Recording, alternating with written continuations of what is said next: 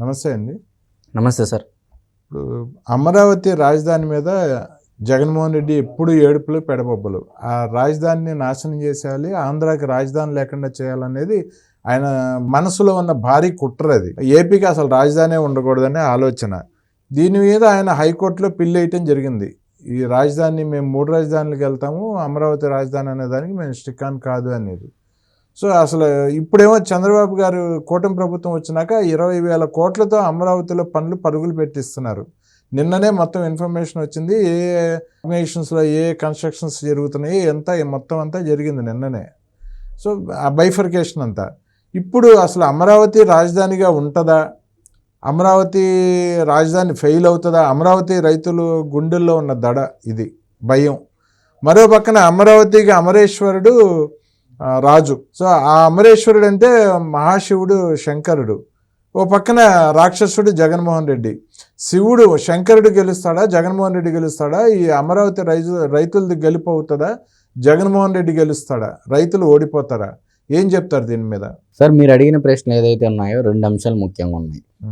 ఒకటి, అమరావతి ఇప్పుడు పనులు మొదలుతో పెడుతున్నప్పటికీ అమరావతి రాజధానిగా ఉంటుందా లేదా అనే అనుమానము యావత్ ఆంధ్రప్రదేశ్ రాష్ట్ర ప్రజానీకానికి ఇప్పుడు ఉంది. రెండోది, నిజంగా అమరావతి నిర్మాణానికి కావాల్సిన అనుమతులు కేంద్ర ప్రభుత్వం కానీ సుప్రీంకోర్టులో కానీ ఏమైనా కేసులు ఉన్నాయా, అంటే జగన్మోహన్ రెడ్డి గారు ఏమైనా కేసులు వేసి ఇంకా దాన్ని ఆపించే ప్రయత్నం చేస్తున్నారా? ఈ 2 అంశాల గురించి మాట్లాడుకోవాలి. మరి మొదటగా మనం మాట్లాడుకున్నట్లయితే జగన్మోహన్ రెడ్డి గారి హయాంలో అంటే 2014 నుంచి 2019 మధ్య కాలంలో చంద్రబాబు నాయుడు గారు పరిపాలించారు. 2019 నుంచి 2024 మధ్య జగన్మోహన్ రెడ్డి గారు పరిపాలించారు. 2014లో చంద్రబాబు నాయుడు గారు వచ్చిన తర్వాత అమరావతి ప్రాంతాన్ని చాలా క్షుణ్ణంగా పరిశోధించి కొన్ని నెలల పాటు అధ్యయనం చేసి ఏ ప్రాంతం అయితే బాగుంటుందని చెప్పేసి పరిశీలించిన తర్వాత అమరావతి ప్రాంతాన్ని అసెంబ్లీ సాక్షిగా శాసనసభలో తీర్మానం చేపించే విధంగా పెట్టడం జరిగింది. అదే అసెంబ్లీలో జగన్మోహన్ రెడ్డి గారు నేను కూడా ఏకగ్రీవంగా ఆమోదిస్తున్నాను అమరావతి ప్రాంతాన్ని అని చెప్పడం జరిగింది. మరి దాని ప్రకారంగానే కేంద్రం నుంచి ఇటు రాష్ట్ర ప్రభుత్వం నుంచి 2 ప్రభుత్వాలు కలిపి దాదాపు 10,000 కోట్ల రూపాయలు అమరావతి ప్రాంతంలో వెచ్చించి సచివాలయాలు, హైకోర్టు, తర్వాత అధికారుల భవనాలు మొత్తం ఆల్మోస్ట్ అంతా వెచ్చించడం జరిగింది. మరి దాని తర్వాత జగన్మోహన్ రెడ్డి గారు 2019 నుంచి 2024 మధ్య కాలంలో జగన్మోహన్ రెడ్డి గారు అధికారంలోకి రావడం జరిగింది. మరి వచ్చిన తర్వాత ఉన్నట్టుంటే రైతులకు హార్ట్ స్ట్రోక్ అంటారు కదా సార్, గుండెపోటు వచ్చే విధంగా ఒక అనౌన్స్ చేయడం జరిగింది అసెంబ్లీ సాక్షిగా. ఎందుకు ఒక ప్రాంతాన్నే రాజధానిగా చేసుకొని ఒక ప్రాంతానికే అభివృద్ధిని ఇది చేస్తారు, అన్ని ప్రాంతాలకు అభివృద్ధి చేయాలని ఒక ఫ్రంట్ తెర ముందు ఒకటి చూపిస్తూ 3 రాజధానులు అని చెప్పేసి ఒక కాన్సెప్ట్ తేవడం జరిగింది. మరి 3 రాజధానుల కాన్సెప్ట్ తెచ్చిన తర్వాత దాదాపు ప్రపంచ చరిత్రలోనే అత్యధిక రోజులు ఏదైనా ఉద్యమం జరిగింది అని అంటే అది కేవలం అమరావతి ఉద్యమం అని చెప్పేసి అదొక గిన్నీస్ బుక్ రికార్డ్ ఎక్కడం అనేది అందరికీ తెలిసిన విషయమే. మరి సరే సార్, గిన్నీస్ బుక్ రికార్డ్ అంటున్నాము, ఉద్యమము పెద్ద ఉద్యమం అని చెప్పేసి అంటున్నాము. మరి అమరావతికి రాజధానికి భూములు ఇచ్చినటువంటి రైతులు పడిన ఆవేదన, రోదన, వేదన అనేది వర్ణనాతీతం. మరి పోలీసులు గతంలో పోలీసులను అడ్డం పెట్టుకొని బూటుకాలుతో తన్నిన దృశ్యాలు మనం చూసాము. ఈడ్చుకెళ్ళి భూములు ఇచ్చిన పాపానికి రైతులని ఇష్టానురీతిగా పోలీసులను పెట్టి లాఠీలతో కొట్టి ఇచ్చిన సందర్భాలు మనం చూసాము. మరి చాలా చూసాము. దాదాపు వాళ్ళు పడని వేదన, ఆవేదన అంతా ఇంత కాదు. మరి ఎనీహౌ వాళ్ళ ఆవేదన ఏదైతే ఉందో, వేదన పడ్డారో, ఆ బాధలు పడ్డారో ఆ వెంకటేశ్వర స్వామి చూశారు. చూసి ప్రభుత్వంలో ఈ ప్రభుత్వంలో అయితే మనకు న్యాయం జరగదని చెప్పేసి అమరావతి ప్రాంత రైతులు కూడా అందరూ ఏకమేసి మొత్తం రాష్ట్రం మొత్తం తిరగడం యాత్ర రూపంలో చూసాం. అమరావతి టు తిరుపతి చూసాం, పాదయాత్ర చేశారు, అంతా బాగానే ఉంది సార్.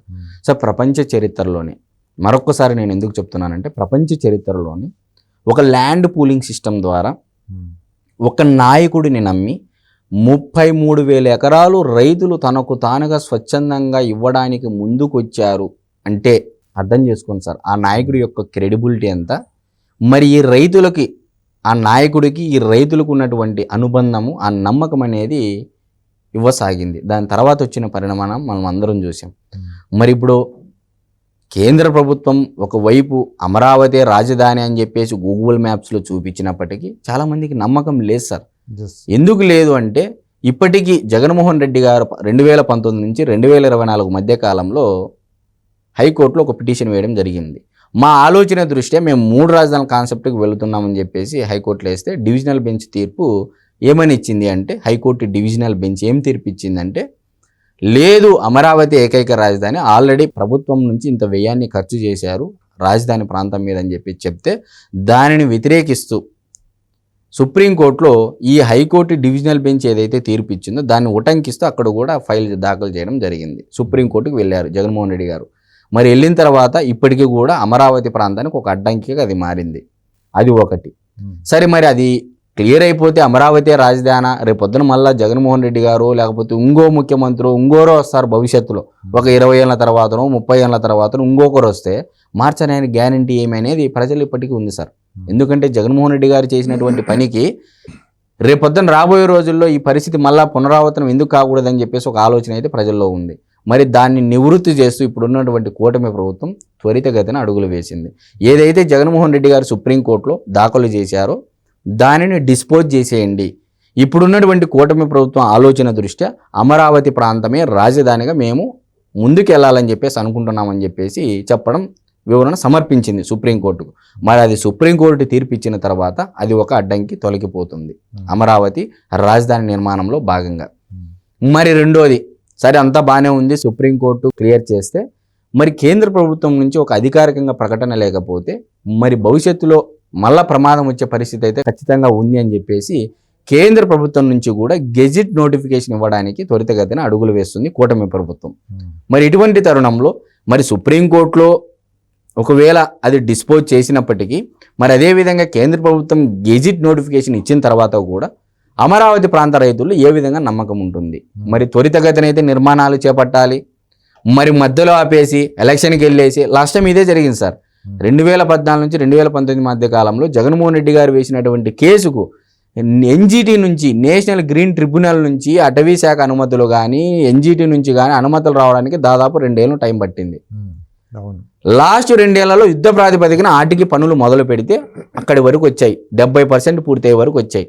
మరి దాని తర్వాత ఇప్పుడు కూడా ఇప్పుడున్నటువంటి పట్టణాభివృద్ధి పురపాలక శాఖ మంత్రి అయినటువంటి పొంగూరు నారాయణ గారు కూడా స్పష్టంగా ఒక స్టేట్మెంట్ ఇవ్వడం జరిగింది. ఇప్పుడు ఉన్నటువంటి ఏవైతే నిర్మాణాలు ఉన్నాయో ఖచ్చితంగా 2 నుంచి 3 ఏళ్ల లోపు ఖచ్చితంగా పూర్తి చేసేస్తాము. లాస్ట్ టైం చేసినటువంటి మిస్టేక్స్ ఈసారి ఎట్టి పరిస్థితుల్లో చేయము, ఆ తప్పులు పునరావృతం కావని చెప్పేసి కూడా స్టేట్మెంట్ ఇవ్వడం జరిగింది. మరి ఇప్పుడు ఒక రకంగా 33,000 ఎకరాలు ఇచ్చినటువంటి రైతులు ఊపిరి పీల్చుకున్నట్టే. మరి యావత్ ప్రపంచం మొత్తం మీద అటు ఆంధ్రప్రదేశ్ రాష్ట్రం కానీ మిగతా రాష్ట్రాల్లో నివసించే వాళ్ళు కానీ ఇటు ప్రపంచ వివిధ దేశాల్లో ఉన్నటువంటి వారు ఎవరైతే మాకు ఇంకా రాజధాని లేదు అనే భావనతో ఒక ఉంటుంది కదా సార్, బాధ ఉంటుంది. అన్ని రాష్ట్రాలకు రాజధాని ఉంది, మా రాష్ట్రానికి రాజధాని లేదనే వాళ్ళు ఎవరైతే ఉన్నారో ఆ బాధ ఏదైతే ఉందో ఇక మీకు లేనట్టే, మీరు సంతోషంగా ఉండొచ్చు అని చెప్పేసి కూటమి ప్రభుత్వం తీసుకున్నటువంటి నిర్ణయం వల్ల మనకు తెలుస్తూ ఉంది సార్. ఓకే, అయితే అమరావతి అజరామరం అంటారు. అజరామరమే సార్. ఇంకా చంద్రబాబు నాయుడు గారి సర్కారు ఆయన పని ఆయన చేసుకుంటూ పోతూనే ఉన్నారు, చట్టబద్ధంగా రాజ్యాంగబద్ధంగా అని. ఎటువంటి ఆశ్చర్యం అవసరం లేదు. ఈసారి గతంలో జరిగినటువంటి తప్పులు పునరావృతం కావు. ఓకే ఓకే అండి, మంచి విషయం చర్చించామండి. థ్యాంక్ యూ అండి. నమస్తే అండి.